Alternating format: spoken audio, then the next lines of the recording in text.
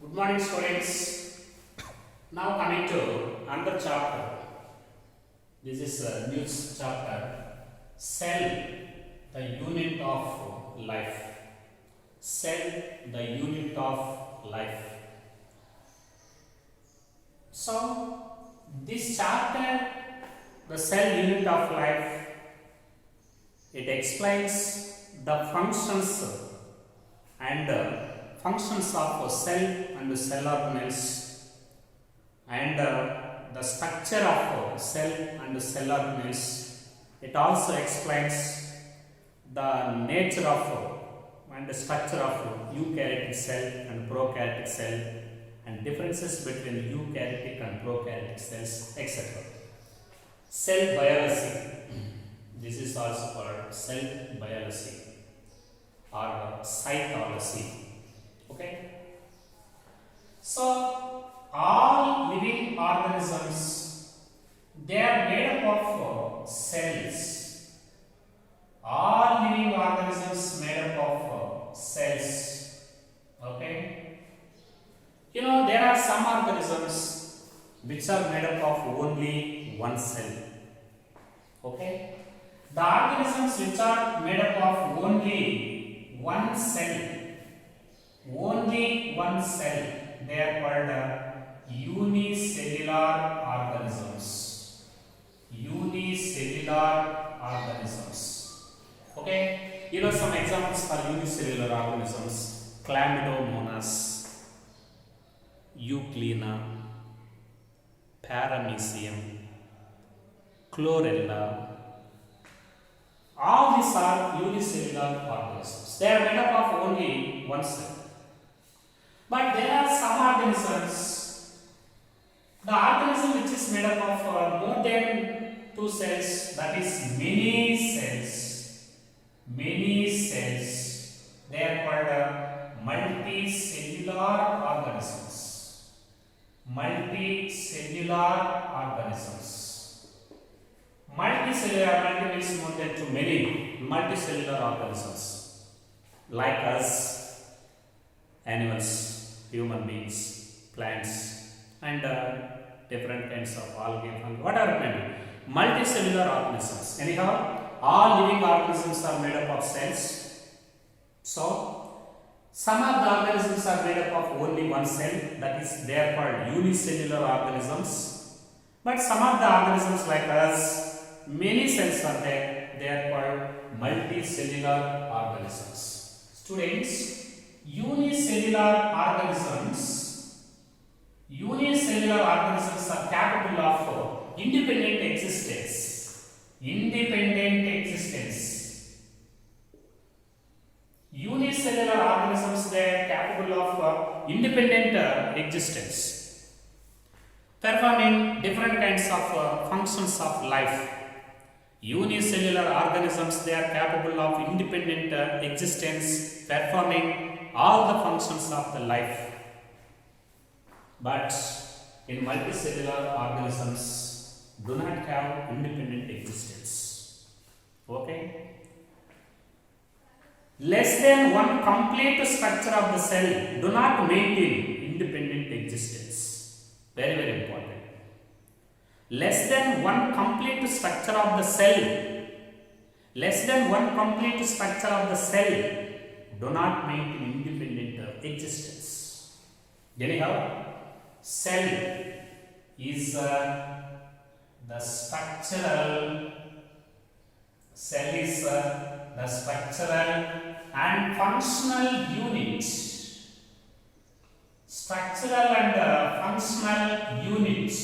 Of organisms. Very, very important. Cell is the structural and functional unit of living organisms. Because living organisms are made up of either one or many cells. If the organism is maintained by only one cell, unicellular organism. If it is made up of many cells, that is called multicellular organism. Unicellular organisms are capable of independent existence, performing all the functions of the life cycle.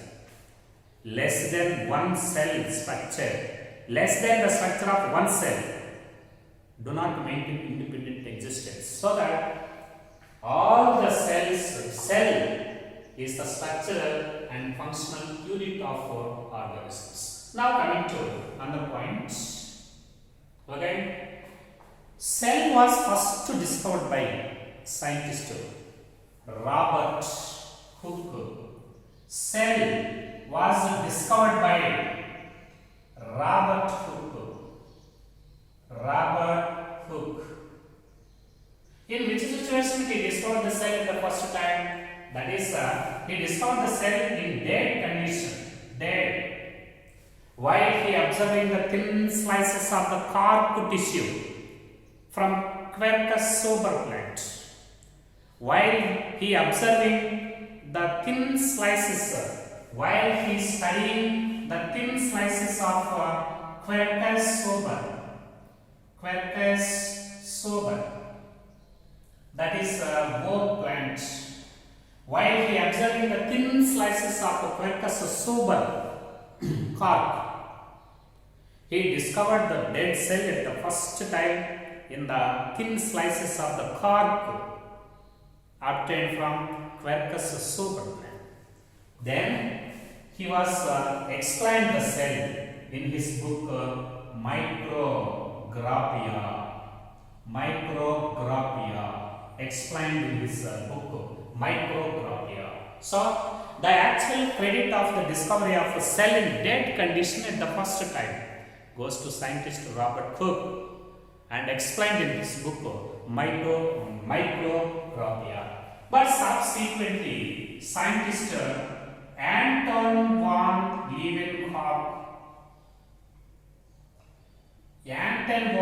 Leeuwenhoek, very important. Scientist Anton von Leeuwenhoek discovered a living cell. Discovered the cell in living condition at the first time by using light microscope.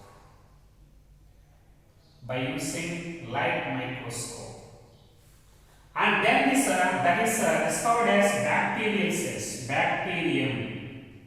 Who discovered bacteria at the first time? Scientist Anton von Leeuwenhoek. What is the first living cell discovered by Anton von Leeuwenhoek? Bacteria. And then they are named as animalcules. Animalcules, because of their dazzling movement by flagella. Bacterial cells, they show dazzling movement by flagella. Because of this reason, they are named as animalcules. Who discovered living cell? Anton von Leeuwenhoek, by using his light microscope. And what is a living cell first discovered by scientist Anton von Leeuwenhoek? That is bacteria. What is the term used for explain this bacterial cells at the first time by Anton von Leeuwenhoek? Animalcules. Anyhow, dead cell was discovered by Robert Hooke in Quercus sober cork cells and explained in his book Micrographia. Subsequently, the living cell, that is bacterium, was discovered by scientist Anton von Leeuwenhoek and named them as animalcules.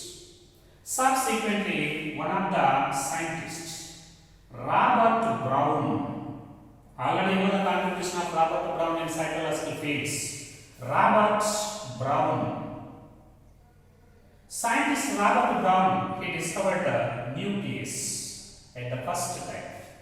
Nucleus. Who discovered the nucleus at the first time inside the cell? Robert Brown discovered the nucleus. He discovered a small round shaped circular structure inside the cytoplasm and named it as nucleus. Subsequently, by using electron microscope,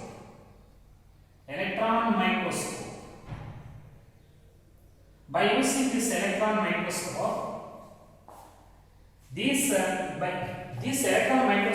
by using this electron microscope, the structure and functions of entire and all cell organelles was elucidated. By using electron microscope, the cell structure, by using this electron microscope was discovered by Nolan Rusko. It was used to explain to explain the structure of cell in micro level.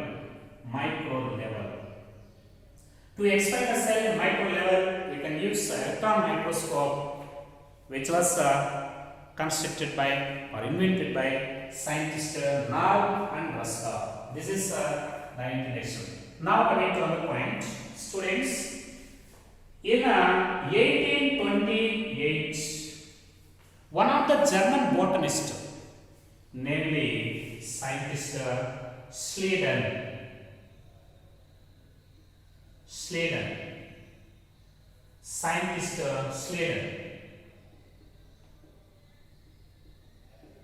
German botanist.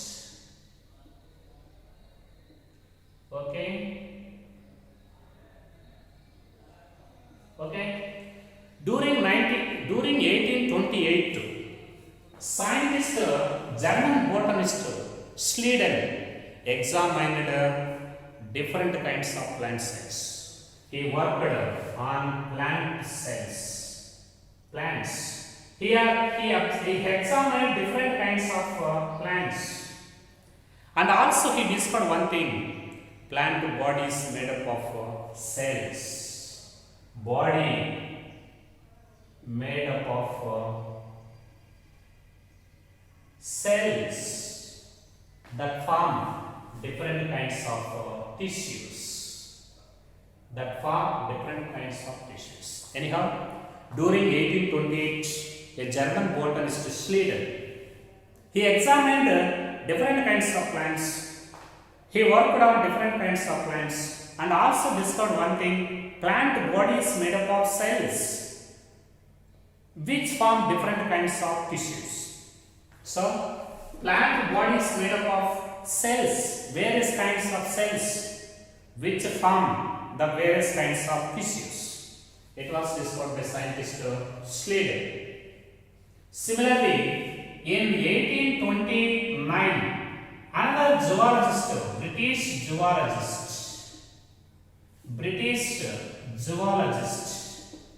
scientist Swan. Okay, Swan is a British zoologist. During 1829, British zoologist Swan, he examined different kinds of animal cells.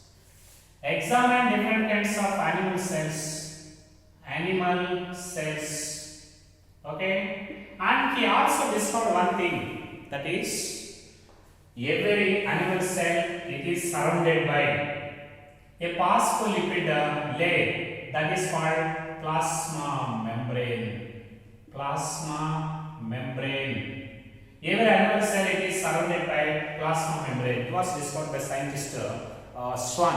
So, during 1829, British zoologist Swan examined different kinds of animal cells and also discovered one thing, that is, animal cell is surrounded by a phospholipid layer. Nowadays, this is called plasma membrane. At the same time, he also discovered another thing, that is, presence of cell wall. Presence of cell wall is the unique of plant cells. Presence of cell wall is the unique feature of plant cell walls. And he also discovered one thing, that is, cell wall is absent in animal cells, but wall is present in plant cells. And also he explained that presence of cell wall is the unique feature of plant cells. It was discovered by scientist British zoologist Swan. Subsequently, he also introduced the hypothesis that all living organisms are made up of cells and products of cells. According to scientist Swan. So, he conducted a number of experiments on animal cells. He also discovered cell in animal cells, a cell is surrounded by plasma membrane, and he also discovered one thing, that is, presence of cell wall in plants. This is the unique feature and it is absent in animal cells. So this is one of the major difference between animal cells and plant cells. Plant cell is covered by plasma membrane, External to this plasma membrane is cell wall. And in animal cells, wall is absent, only it is surrounded by plasma membrane. And he also introduced a hypothesis that all living cells are made up of cells. All living organisms are made up of cells and products of cells. But these two scientists, scientist Schleiden, both scientist Schleiden and scientist Schwann, both Schleiden and Schwann together proposed a theory. This is called cell theory. Together proposed a theory that is called cell theory. Cell theory was proposed by scientists Schleiden and Schwann. Both botanist Schleiden and zoologist Schwann together published a theory that is called cell theory. But these scientists not explain how the cells is formed, how the new cells are formed. There is no explanation how, there is no explanation for this in this cell theory, how the new cells are formed. They are not explained how the new cells are formed. But subsequently, another scientist, Rudolf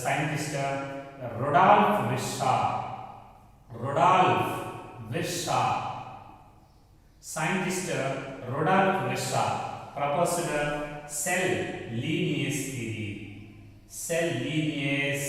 theory. Who proposed cell lineage theory? Who is author of cell theory and cell lineage theory? Authors of cell theory Schwann and Schleiden, and author of cell lineage theory Rudolf Virchow. So he explained how the new cells are formed in living organisms. Okay. So according to the cell lineage theory, omnicellular,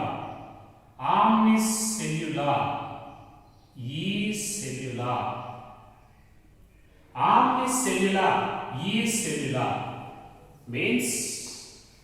means new cells arise from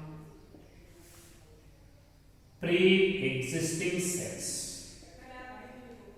Very good. What is the meaning of omnicellular, ecellular? According to cell lineage theory, scientist Rudolf Virchow explained that omnicellular, ecellular. What's the meaning of this omnicellular, ecellular? New cells arise from pre-existing cells. New cells arise from old cells by multiplication. Old cells means pre-existing cells. New cells arise from pre-existing cells.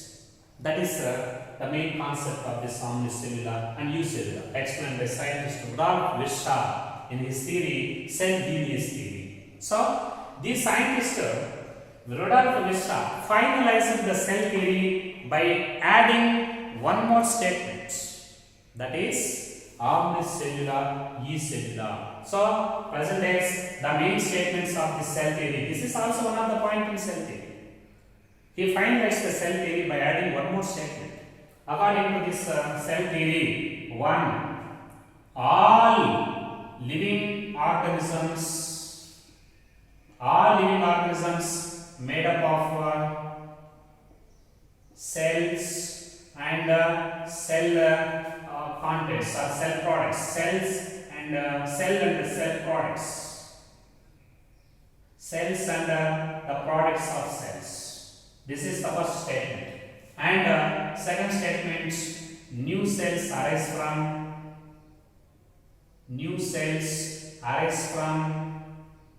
pre-existing cells. New cells arise from pre-existing cells. These statements are the main statements of this cell theory. Very, very important. Okay. So, scientist Rudolf Virchow finalized the cell theory proposed by Schwann and Schleiden by adding one more statement. What is the statement inserted by scientist Rudolf Virchow? New cells arise from pre-existing cells. That is omnicellular, eucellular. Actually, Schleiden and Schwann, they not explain how the cells is formed in this cell theory, but how the cells are formed from in the living organisms. It was explained by scientist Rudolf Richter. According to him, new cells arise from pre-existing cells, that is omnicellular, e-cellular. Now coming to the last point of this point. This cell theory, it explains only the cells of organisms. Okay?